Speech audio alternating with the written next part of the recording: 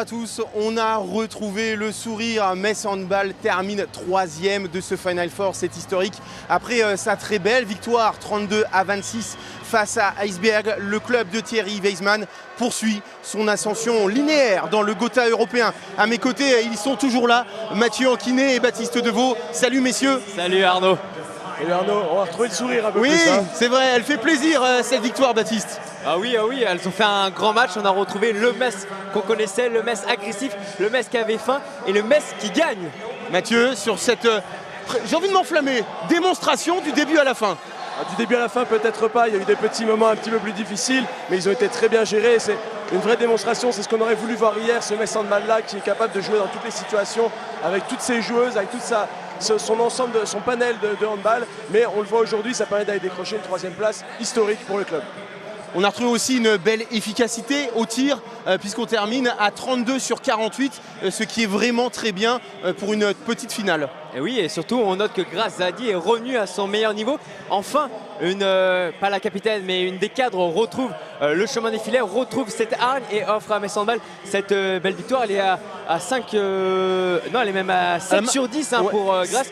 Donc oui, on retrouve cette efficacité. On a eu peur au début du match de retrouver la malédiction des poteaux carrés avec 2 poteaux en quelques minutes. Mais après... Les poteaux carrés pour un supporter de l'OL, c'est un peu paradoxal. Oui, mais c'est pour l'anecdote. Mais après oui, elles ont retrouvé leur efficacité, elles ont fait mal, mais ça a été possible grâce à la défense d'Esberg qui était moins compacte, qui a laissé quand même beaucoup d'intervalles et qui a laissé Metz pouvoir jouer notamment avec les ailières. Mathieu, réaction de championne de Grace Zahadi, on l'attendait, elle a montré vraiment son tout meilleur visage aujourd'hui. Oui, c'est ce qu'on attendait d'elle, c'est ce qu'on attendait d'elle depuis le début. Il a fallu qu'elle s'adapte à son retour dans cette équipe. Elle a eu du mal à se montrer dans les grands matchs. Elle a eu du mal à se montrer hier, mais c'est une joueuse qui ne laisse jamais rien passer. Et là, elle est revenue avec une attitude totalement différente, avec un jeu totalement différent. Elle était beaucoup plus à l'aise, ça s'est vu et elle a fait la différence pour l'équipe. Alors messieurs, je vais vous demander de céder votre place puisque Tamara Horacek et Chloé Valentini arrivent sur notre plateau. Nous sommes en direct. Je t'en prie Chloé. Tamara, vous êtes les bienvenus. Micro. Oui, c'est lourd. Salut Chloé, salut bonsoir. Tamara. Bonsoir. Bravo pour cette 3e place. Belle réaction de toute l'équipe aujourd'hui, Chloé, après hier. Oui, forcément. On avait à cœur de mieux faire, à montrer aussi un autre visage et même, voilà, je vais parler personnellement, moi j'ai du mal à savourer cette 3e place parce que j'étais pas venue ici pour faire ça. Mais je suis quand même contente et satisfaite de l'équipe parce que c'était un match quand même difficile où ça a été dur physiquement parce qu'on a joué hier et forcément émotionnellement parce que c'était pas la place qu'on espérait. Évidemment, Tamara, il fallait quand même se remobiliser face à une belle équipe d'Iceberg. Vous l'avez fait avec la manière. Effectivement, je rejoins un peu Chloé ce qu'elle dit. On n'est pas venu pour une 3e place, mais on finit par une victoire et c'est déjà bien parce que c'est pas facile de se remettre dans le bain le lendemain, même pas 24 heures après le match, la défaite. On a bien réagi, on a fait un petit pas en avant, mais pour la prochaine fois, j'espère qu'on va revivre quand même, surtout avec Chloé ensemble. J'espère que le premier match, on va être moins frustré et moins stressé parce que je pense que c'est ça qui nous a coûté hier pendant la demi-finale. Tu penses que c'est ça? Je sais que tu as toujours une très bonne analyse. 24 heures après, tu penses qu'il y avait un petit peu de fébrilité lors de ce premier match? Il y avait un peu de stress, c'est ce que j'ai ressenti en étant sur le banc.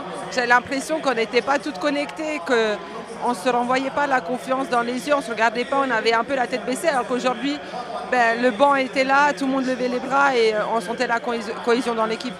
Chloé, c'est vrai, il y a la déception par rapport à cette 3e place, mais ça reste la meilleure performance de Metz Handball en Ligue des Champions. C'est pas rien quand même. J'essaie de te faire retrouver le sourire, ça y est, c'est bon. Un petit peu.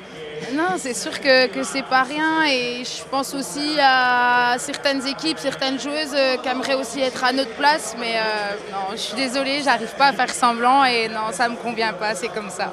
En tout cas, on peut féliciter et saluer le public de Metz Handball qui a été tout simplement exceptionnel hier. Aujourd'hui, on n'a entendu que Tamara. Ah oui, on peut être fier de notre public. Ils nous montrent au quotidien, à chaque match aux arènes qui sont là. Ils l'ont prouvé encore là. C'est pas facile de venir et de mettre l'ambiance dans une aussi grande salle. Je pense qu'on peut être content d'avoir ce public-là. Chloé, pour terminer, la semaine prochaine, il y a quand même la possibilité de gagner un deuxième trophée, en plus contre une certaine équipe, Besançon. Finir avec un doublé et une troisième place, même s'il y a la déception, ça serait quand même une saison plus que réussie. Clairement, là, j'y pensais pas jusqu'à maintenant, mais là, il n'y a plus de match jusqu'au prochain contre Besançon. Donc là, il n'y a pas moyen que je laisse la Coupe de France à Besançon. Donc non, là, ça va être repos. On va rentrer aussi à Metz et récupération. Et après, on repart au boulot pour ramener la Coupe. Hein.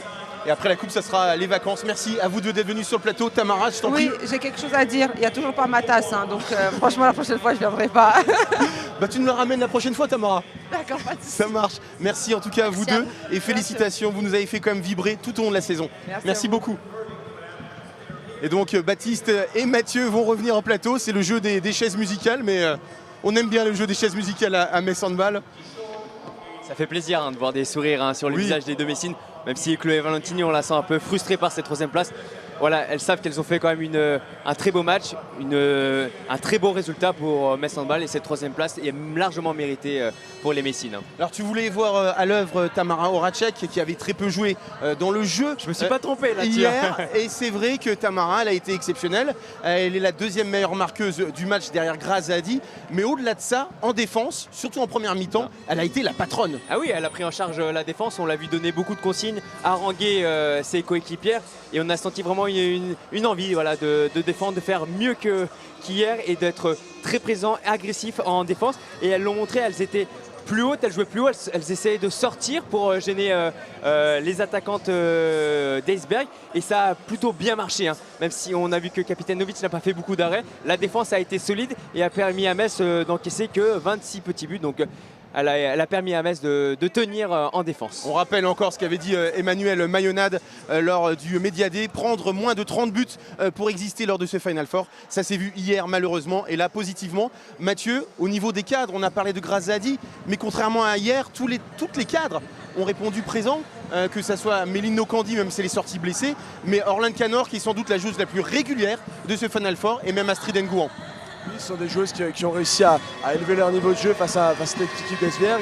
Mais moi, j'en retiens une en particulier aujourd'hui, c'est Adriana Cardozo qui pour moi a fait peut-être son meilleur match de la saison, qui s'est vraiment transcendée sur le côté. Elle a mis les buts importants, elle a mis de l'intensité, de l'énergie. On l'a vu interagir avec les supporters, interagir avec ses coéquipières, donner de l'énergie, du jus à tout le monde.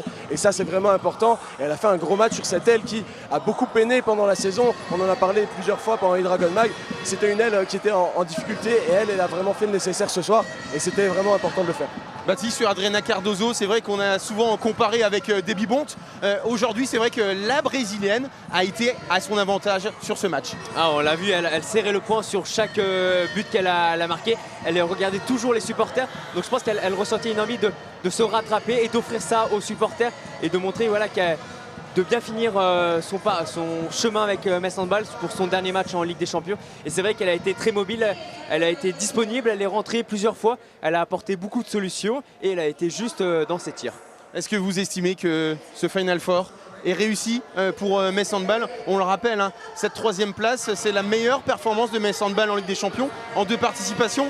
Contrairement à Brest, qui a participé une seule fois, qui va en finale. Là, c'est la deuxième. Comme je le disais en préambule, il y a vraiment une ascension linéaire du club de Thierry Weisman. Oui, mais Metz Handball évolue marche par marche pour aller vers l'excellence, mais on ne peut pas vraiment dire que c'est satisfaisant, puisque Metz Handball avait vraiment l'ambition cette saison d'aller jusqu'à la finale. C'était une équipe qui était pas vraiment en fin de parcours, mais qui avait plusieurs joueuses cadres qui allaient s'en aller. Il fallait vraiment concrétiser cette fois-ci, donc l'objectif était la finale. Malgré tout, l'équipe s'en sort avec le moins de regrets possible, on va dire, en ayant réussi à valider une ligne supplémentaire dans le palmarès, une médaille en plus qui ira au siège du club autour du cou des joueuses, et ça c'est le plus important. Et ça veut dire aussi que Metz Handball, malgré le fait qu'il n'a pas les moyens de tous les grands d'Europe, qui n'a pas forcément les mêmes possibilités, les mêmes opportunités, eh bien continue de grandir et continue de se montrer sur la scène internationale, et ça c'est primordial pour le handball français. Je ne sais pas si c'est parce que tu as beaucoup encouragé Metz Handball, mais tu as perdu ta voix, mon cher Mathieu. Il faudra prendre du miel en rentrant, hein. Avec plaisir. Baptiste, sur donc le bilan de ce Final Four pour Metz Handball, tu estimes que c'est plutôt encourageant, satisfaisant ou décevant? On avait dit que 2019 c'était pour apprendre et 2022 pour confirmer. elles n'ont pas totalement confirmé. Je rejoins Mathieu sur ce qu'il dit, mais il faut que ça serve, que le match loupé contre Vipers, les erreurs qui ont été faites, le mental qui a un petit peu trahi les joueuses, et ben faut qu'elles apprennent et que toutes les joueuses qui seront là l'année prochaine transmettent cet échec aux nouvelles et qu'elles grandissent et qu'elles continuent cette ascension. Donc oui et non. Donc oui parce qu'elles ont appris beaucoup de choses et non parce qu'elles ont loupé l'accession à la finale. Alors je vais rappeler quand même, pour ceux qui n'étaient pas lors de l'avant-match, que Baptiste Deveau avait pronostiqué une défaite de Metz Handball. Alors Baptiste, alors je me suis loupé, je reconnais, donc je vais arrêter les paris. Mais de ce qu'on avait vu, nous, la chance de voir sur les visages, ce que nous disaient les filles, ce qu'on ressentait pendant l'échauffement, etc. Je me disais, ça va être difficile. Mais j'ai trouvé aussi l'équipe d'Iceberg en dessous de ce qu'elle avait proposé face à Győr. On les a sentis émoussés, pas vraiment dans le match, avec moins d'agressivité. Donc je me suis loupé, je le reconnais, mais il y avait des éléments qui me poussaient à penser à une défaite de Metz Handball. Mais en tout cas, le positif, c'est qu'elles aient gagné, qu'elles aient cette 3e place et on est très heureux pour elles. Ouais, cette équipe de Iceberg, très dépendante de Reichstadt qui finit à 10 buts sur cette rencontre. On va évoquer rapidement la finale qui arrive entre Vipers Christiansen et Győr. Comment vous voyez cette rencontre, Mathieu, en sachant que du côté de Győr, il y a une absente de marque, c'est la pivot Kari Bratsett. oui, je m'attends à un match de très haut niveau. Ce sont deux équipes qui connaissent ce niveau d'exigence, qui ont l'habitude des finales et qui vont essayer de se donner à fond. Vous entendez autour de nous, il y a déjà l'ambiance qui se met en place avec l'équipe de Győr qui rentre sur le terrain. C'est assez impressionnant et je m'attends à entendre ça pendant tout le match et à voir deux équipes formidables sur le terrain et une très belle finale. C'est vrai qu'on s'entend, là, ça monte au niveau de l'ambiance, c'est très fort. Baptiste, il y a une joueuse qu'on va surveiller vraiment avec importance, c'est Amandine Leno, la gardienne qui a fait la différence lors de la demi-finale et qui dispute tout simplement le dernier match de sa brillante, son incroyable carrière. Elle nous le confiait hier lors de la conférence de presse, qu'elle n'y pensait pas du tout, qu'elle était là pour le match, qu'elle prenait match après match. Et je pense qu'elle sera prête pour cette rencontre. Elle va espérer briller autant qu'elle a fait en deuxième mi-temps face à Esbjerg. Et je pense qu'elle va savoir gérer ce moment. Mais pour elle, s'il y a une victoire au bout, ça serait magnifique avec tous les titres qu'elle a gagnés en club et avec la sélection française. Mathieu, est-ce que tu penses que Vipers peut réaliser l'exploit et réaliser le doublé, surtout une première pour un autre club que Győr depuis 2010 et Viborg? J'ai tendance à penser que Győr part quand même favori dans cette affaire, mais vraiment c'est très difficile de pronostiquer parce que ce sont deux équipes assez formidables qui espéraient peut-être même se rencontrer pour donner la meilleure finale possible. Et elles se sont préparées, elles ont travaillé tout ça et je pense que ça va être très compliqué pour les deux équipes. On va vraiment voir qui a le meilleur handball au niveau mondial et ça c'est dur à sentir, à pronostiquer à l'avance. Oui, il a raison, ça va jouer sur le match. Vipers s'est monté en puissance tout comme Győr toute la saison. Voilà, c'est la grande rencontre entre les deux cadors européens de cette saison qui arrivent à leur top niveau.